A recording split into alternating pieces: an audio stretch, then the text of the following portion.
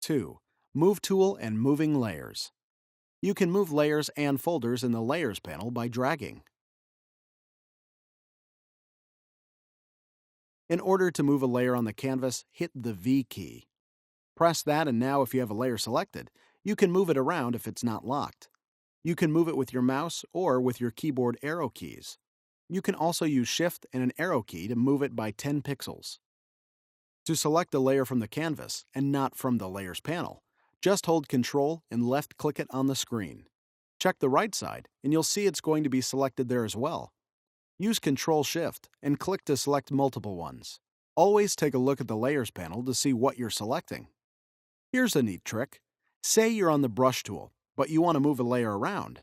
Instead of pressing V, you can hold Ctrl and you'll temporarily have the Move tool selected instead of your current one.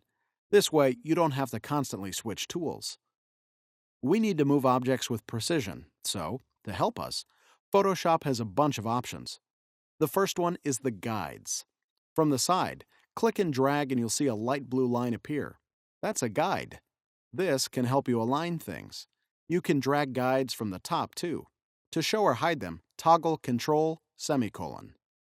Notice that if you're on the Move tool and go over a guide, you can actually move it. That's great, but sometimes you want to lock them. To do that, press Ctrl::. The grid is another option Photoshop has for you. Press Ctrl:' and it will show up. Lining things up has never been easier. Want more? You got it. How about Smart Guides? Place multiple objects on the canvas and move one. You'll see some red lines appear indicating how your object is placed in relation to others.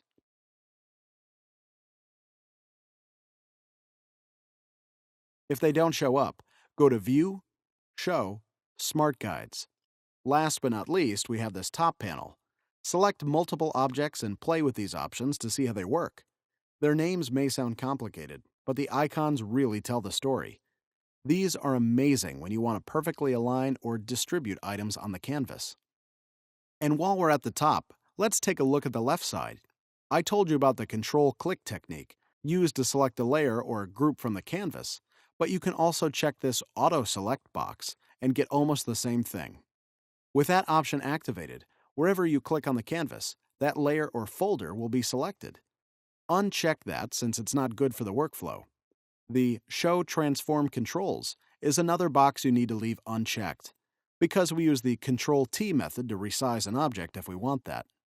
So, we've learned a lot of things about layers, folders, and moving things around with precision.